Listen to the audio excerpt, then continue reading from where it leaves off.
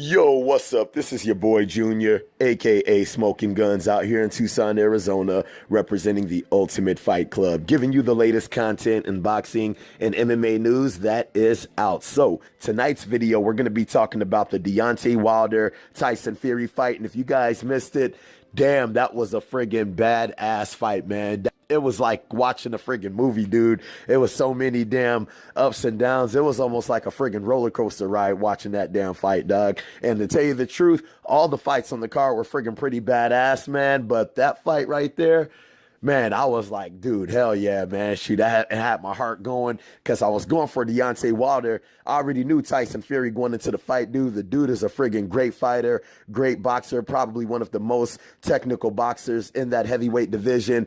And, dude, it was so friggin' back and forth, man. It was like a friggin' roller coaster ride, dude. But going into these fights, the first fight on the card was ADONIS Stevenson versus OLEKSANDR GVOZDYK. And I actually had Alexander going into the fight. I thought he was going to win that fight, dude. I was even telling my homie, like, dude, you need to watch out for this dude because this fool, man, this dude is friggin' super sick with it, man. He's got super sick hands. His footwork is friggin' super on point. He's almost like a friggin' big-ass Vasil Lomachenko, you know what I mean? And, dude, he went into that fight, and, dude, that was a friggin' tough-ass fight, man. Adonis Stevenson was actually giving it to his ass. Like, from the round one, they was pretty much filling each other out with their jabs, and Adonis Stevenson was doing a great job sticking him with his counter left. And I was like, damn, and he was doing that literally the whole night. Every time Alexander would try to come in, dude would be hitting him with that counter left like money, and he actually hurt him a couple of times. And I'm like, damn, I guess I'm wrong on this. Homie friggin' getting his ass tore up. But it seemed like the volume of punches that Alexander was putting on Adonis Stevenson, it was wearing him down slowly but surely. And then when he would be hitting those angles, what he would do is he would hit a 1-2, he would step pivot off to the left, and then come with the flurry off of that. And it seemed like it was building up more and more. And then all of a sudden, I think it was in the 10th round, he did the same exact thing, dude. He hit him with a 1-2, vop, vop, step pivot off to the left, vop, vop, vop, vop, just started pouring it on his ass and ended up knocking his ass out. Homie all on the ropes. I'm like, damn, friggin' referee had to stop in. I'm like, damn, okay. This dude is friggin' legit, man. That dude is, I knew that dude was the business, but it was friggin' badass actually seeing that. And as soon as I saw that, I hit up my homie and I was like, yo, dog, I told you homie was friggin' gonna end up getting his ass, dude. But, dude, it was a friggin' badass fight. And then the next fight going into the card was with Joyce and Joe Hanks. Now, Joyce, I've heard of him, but I heard he was training with Tyson Fury, helping him get ready for his camp. But Joe Hanks, I never heard of him. I heard that he might be okay, but I've never seen any of his fights. But going into that fight, dude, Joyce was friggin' just putting it on his ass, man. He was controlling the fight with his jab. He was throwing some nice, salacious ass combinations. The only thing that I didn't like is his ass seemed like he was friggin' punching in slow motion. But what made it even worse is that Joe Hanks couldn't even friggin' evade the damn punches. I'm like, damn, dude, punching you in slow-mo and you still getting hit by that stuff, man. But, dude, Joyce was friggin' putting it on his ass. And at the end of the round, he ended up hitting him with this friggin' 1-2, vop, vop. And then he stunned him with the 2. Dude started kind of falling back. And dude came with that 3, vop. Just straight laid his ass out, man. I'm like, damn, okay, that's the friggin' business right there. And that was pretty much murder she wrote, man. That was the end of the fight. It only lasted 1 round. But that dude, Joyce, he's like 9-0 now after that victorious win. And, dude, it seems like he's an up-and-coming prospect in that heavyweight division. I'm not really sure at the moment how far he's going to go. But like I said, he's only 8-0, so I'm pretty sure that he's still growing and he's going to be coming up a long way. But now for the next fight, we had Luis Ortiz versus Travis Coffman. Now that fight, dude, it was friggin' pretty much a raping, man. Dude, Luis Ortiz was dog walking homie's ass the whole friggin' fight. He dropped the homie like friggin' 3 times in the whole fight, man, just straight countering him.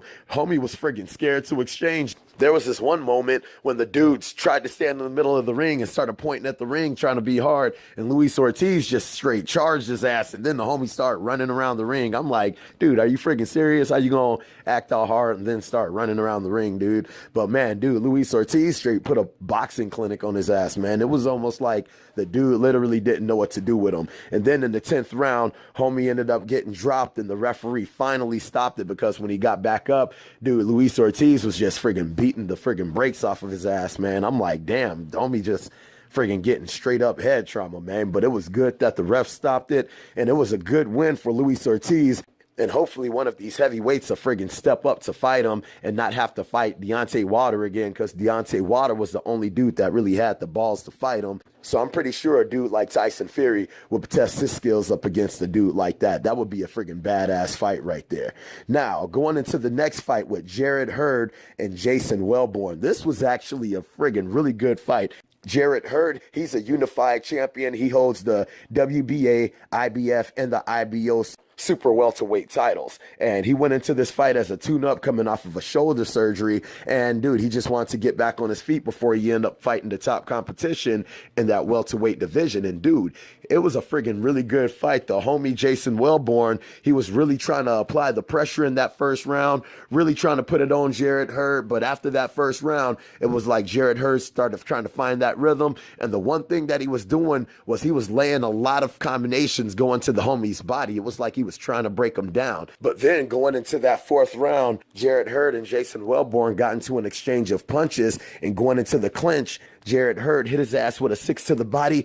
Boom! Dug that mug straight into the stomach, and homie just dropped, man. And pretty much that was the end of that. Homie couldn't get back up, and you just see Jarrett Hurd just walk off like he already knew it was over with, man. Homie couldn't get back up. And, dude, that was a spectacular win for Jarrett Hurd. And it was cool seeing Jermell Charlo come up in the ring. Jermell Charlo came up in there, called him out like, yo, what's up, dog? When you want to do this, you talking all that stuff? What's the business, man? But then Jarrett Hurd, he wants to get another tune-up fight in his hometown. And then after that tune-up fight, he'll fight Jermell Charlo. So that'll be badass to see them two dudes go at it, because that'll be a friggin' super sick-ass fight. Now, going into the main event with Deontay Wilder and Tyson Fury. Dude, man, this was a friggin' badass fight, man. It was a super close fight.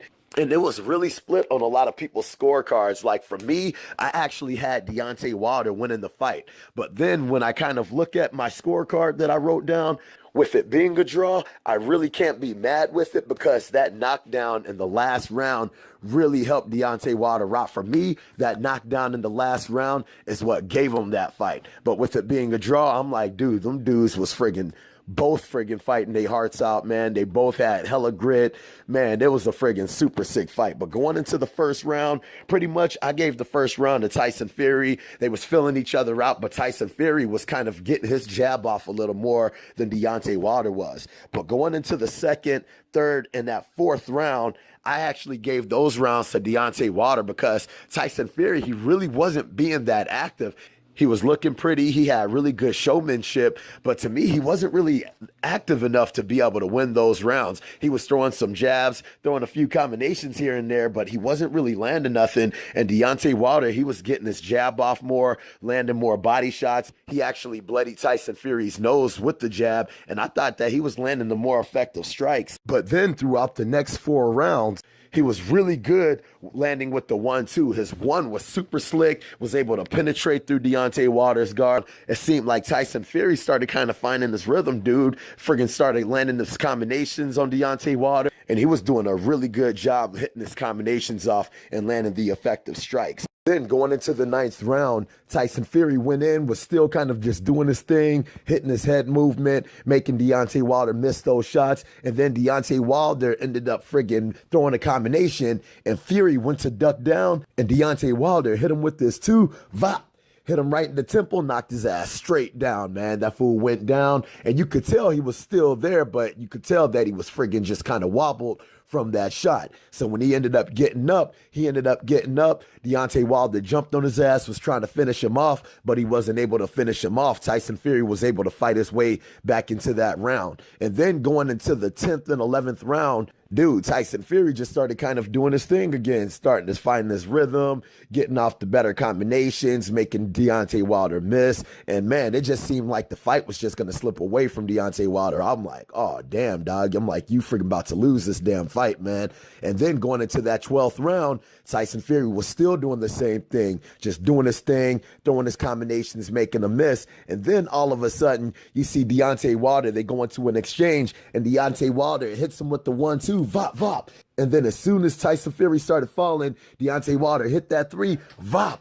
Dude, you just see Hatful fall back, man. I'm like, damn. I thought the fight was friggin' over with right there, dude. You see friggin' Tyson Fury hit the ground, and you see Deontay Wilder make the little slit throat signal. I'm like, hell yeah, man. This is it right here, dog. And then friggin' Tyson Fury ends up getting up, man. He just got up out of friggin' nowhere, dog. I mean, that reminded me of that movie Creed when Tony Bellew knocked the homie out, and then the homie started thinking about his dad and just friggin' woke up and got up out of nowhere, man. I don't know, man. I guess Tyson Fury must have been thinking about his dad or his family, ended up waking him back up. And as soon as he got back up, he got up. Friggin' referee looked at him, asked him if he was okay. He told Tyson Fury to walk over there to make sure he was all right. And they ended up getting back to it. And Tyson Fury was able to fight his way back into the fight. And Deontay Wilder was trying to finish that fool off, and he couldn't finish him off. And Tyson Fury even hit him with a 2-3, vop, vop, and ended up making Wilder clinch him, dude. And dude, that was pretty much the end of the fight, man. It was a badass fight.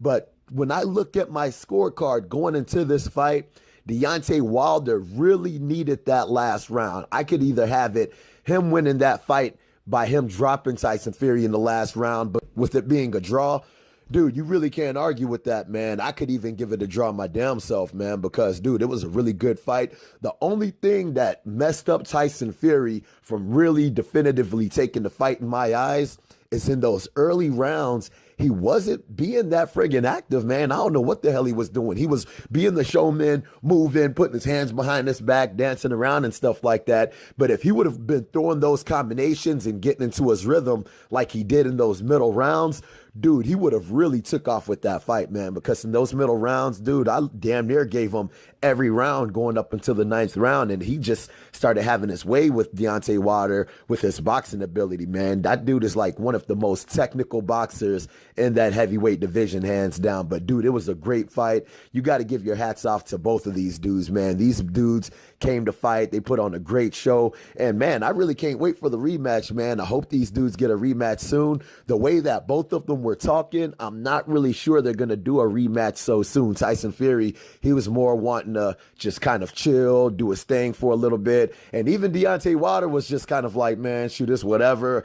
I'm not really sure if he wants that rematch immediately. I think there's a few things that he needs to work on personally. I would like to see him unify the belts with Anthony Joshua. That's really what I would like to see. And hopefully Anthony Joshua would like to unify the belts with him after seeing Deontay Wilder in a performance like this. He might see this as a weakness in Deontay Wilder, but the one thing that I know is that Anthony Joshua isn't Tyson Fury. And Anthony Joshua, he doesn't have the movement that Tyson Fury does. He doesn't have the head movement. He doesn't have the awkwardness that Tyson Fury does. So I think that would be a badass fight right there to see. So I hope you guys like the video. If you guys like the video, make sure to hit the like button. If you're not subscribed to the channel, make sure you subscribe to the channel. And if you guys have any kind of questions, any kind of comments, make sure to put them up in the comment section, and I'll be sure to hit you guys up, okay? So I hope you like the video. Holla at your boy.